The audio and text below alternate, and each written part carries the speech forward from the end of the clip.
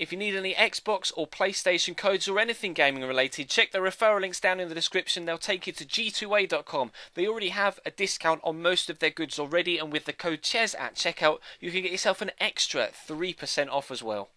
Hey guys, how's it going? Chez back again, and welcome to episode number 5 of the Youth Squad Challenge here on FIFA 15. This is obviously the collaboration series we're doing with MGH and CaniSports. We're getting some great growth throughout the squad right now, which is very, very good, not only for our progression, but also for our performance in-game as well. So thanks to your advice in the last episode, we were actually able to completely turn our form around and have an extraordinary episode where we shot ourselves back up into contention, not only for a playoff place, but perhaps for automatic promotion into the Barclays Premier League as well. Obviously, if you enjoyed today's episode, then feel free to leave the video a like rating and subscribe if you haven't already. If you want to find out how Chani and MGH got on in this round of fixtures, then feel free to check their channels as well. Links will be in the description to both of their channels. Well, I'm pretty sure everybody that's subscribed to my channel already subs to MGH and Chani as well, but obviously you'll need to check their channel pages to find out how they're getting on at this particular stage. They've both been doing very well right now. We've been playing catch up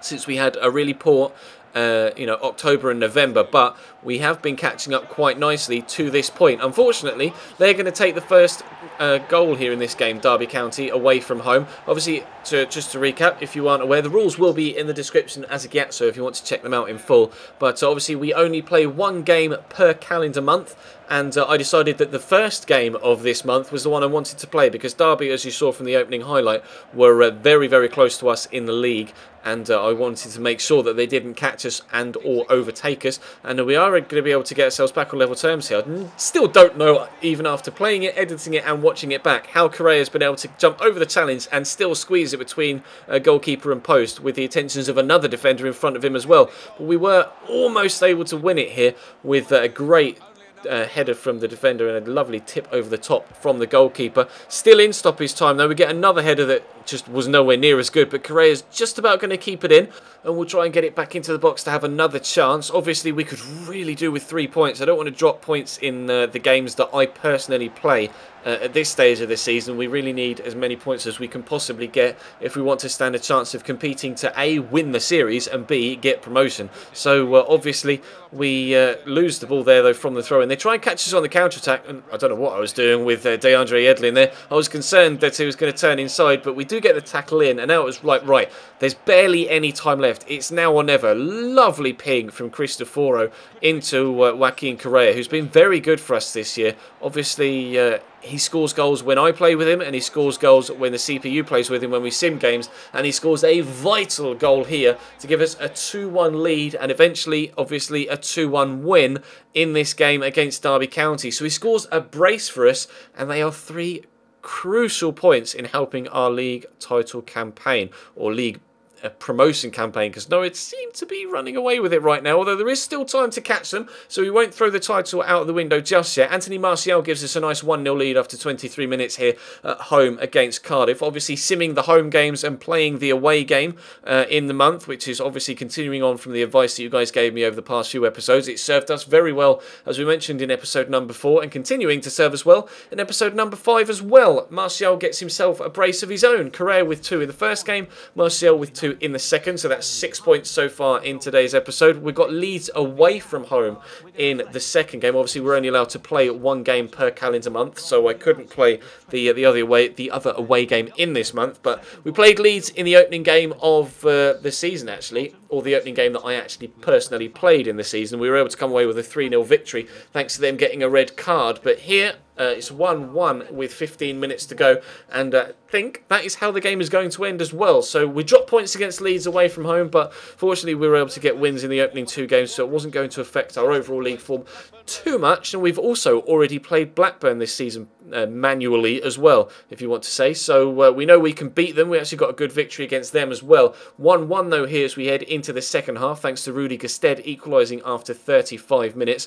Past the hour mark now, Timo Werner has come on for Lucas Romero, which is a strange decision. Centre mid on for a winger, and then again changing centre mid for a winger with Redmond coming on for Neves, and then Perez comes for Correa out wide. So I don't know what formation the CPU was playing once he made all those changes, but we were able to get a 2-1 win thanks to one of the changes. So I will let him off. A penalty after 1 minute. 60 seconds in and we have ourselves a 1-0 lead against Ipswich. Unfortunately, they equalise after 23, but then Joaquin Correa gives us a 2-1 lead as we head into the second half. Obviously, we mentioned Correa's been scoring a lot of goals for us so far in this series. Gets himself a second goal to give it a 3-1 lead. Martial then misses another penalty. The chance to get him 2 goals as well. But then he scores another penalty in the 86th minute. Could have had a hat-trick from the spot had he scored all of them.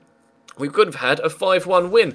We do get a 4-1 win though, so I'm not going to complain at that. That's definitely good enough for me. We score another early goal away from home against Sheffield Wednesday as well. Playing the weaker side here, or not necessarily the weaker side, just the different 11 to the one we announced in the opening intro episode.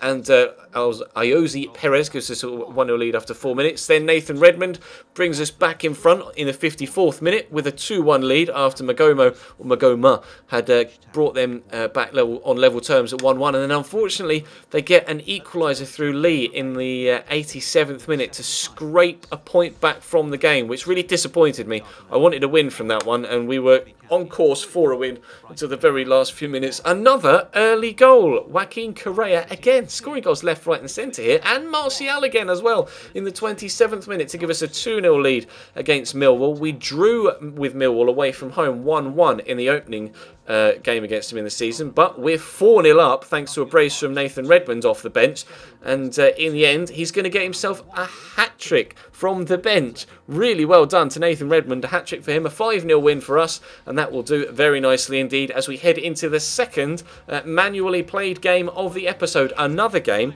against the side that are up and around us at the top of the table. You see the league as the graphic switches here, and as you can see, popping up right now, we're 4th, playing 3rd, and can go above them if we win. We could, if Watford don't win or draw their game, go above them as well into the second automatic promotion spot. Although, as you can see, Norwich at the top have just gone 1-0 up in the top right, so we might not be able to catch them for a while. But Anthony Martial here just trying to twist and turn to send the defender one way then the next, and in the end does very well to find the space to find the shot inside the box. The defender just kind of dropped off him, and I wasn't sure which way to go, and I don't think the defender was sure which way I was going to go, which kind of helped us there. Because I didn't make my mind up and commit to a direction, it meant that the defender couldn't commit to a direction either, and in the end we were able to get close enough to actually score the goal. And Vogo though with a good save there down low to make sure that they don't bring themselves back on level terms, but they did come at me in droves towards the end of the first half. As you can see, 36th minute, Lee Tomlin now down the right hand side.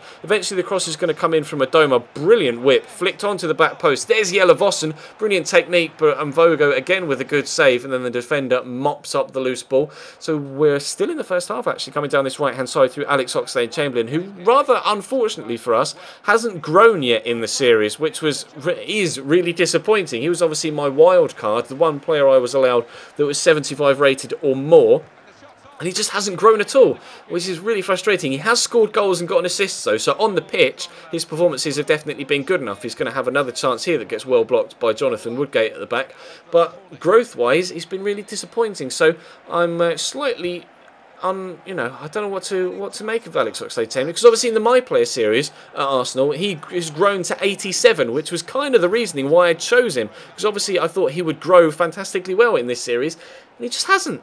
But never mind, we're still 1-0 up, trying to keep ourselves in front if we can. We are able to scramble that one clear. We'll try and get it away and have them on the counter-attack, but Cristoforo's pass is picked off. Adoma finds Max Clayton, gets it down the line to Ledesma, but teasingly for them, it drifts out for a goal kick, and we are able to get ourselves that 1-0 win and 3 points thanks to Martial's goal in the first half.